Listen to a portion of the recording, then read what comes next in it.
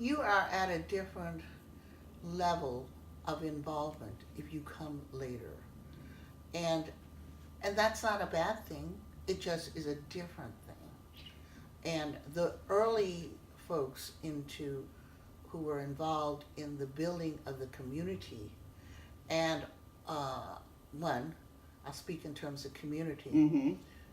The early folks, of course, because we were smaller, we were much tighter in the sense because we had to talk about all the non-building. We did talk about aspects of the interior, but more than anything, we talked about the building of the community, Mm-hmm. meaning the structure of the community, governance, process, food, dining, and all that. And those are the foundations of our co-housing development. So I'm going to let you talk for a minute. All right. You know, I've been telling my friends that to me, co-housing, it's a Danish word. It means lots and lots of meetings. So we had lots and lots of meetings. Now, if we'd had several more years of meetings that were not actually, you know, on site, building a community, but just talking about it, I don't feel any deprivation that we didn't have more meetings. All in all, I think that I hear a lot. People come to me and talk. All in all, I think I hear people being very happy living here. That's great. So happy Oh, living here. that so warms my Yeah, heart. I it love really. that. They wouldn't live anywhere else. I am very grateful that the developer did all this stuff.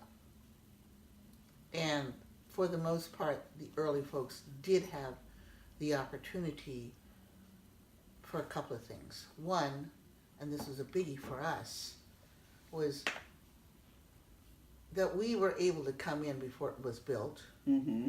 and buy it at stage one, which for us was affordable. Mm-hmm. And in doing so, not have anyone overbid us. That was, Is that happening here? No, not in this Not building, here. but in No. That's Oh, out in the neighborhood. real estate market. Yeah, yeah. So by having that, really made it possible for us to be able to afford to live here, frankly. Great. I think Oh. I can see Chuck's point that people building from the ground up together, rolling up their sleeves together, really getting to know each other, could build a culture that's maybe even stronger than ours.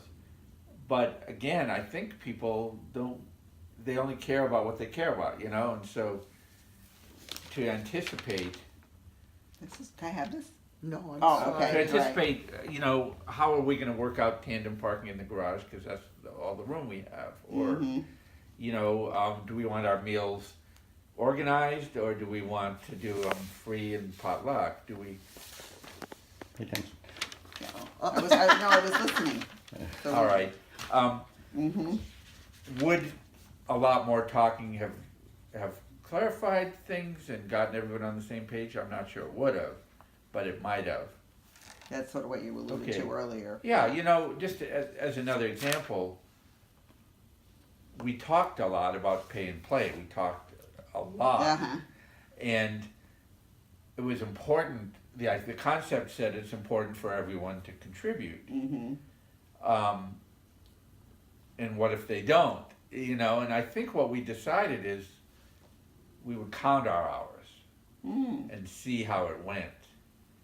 And in fact, when we added up our hours for 2018, we were pretty close to everyone doing 100%. So it was like we didn't actually need to Oh, cool. push pay and play. But there are people in the community who will say, this is crazy, you can't get people to, we're all going to get old, we're not going to be able to do this, so why Well, then you'll deal even with it talk then. about Yeah, hours? right. Yeah.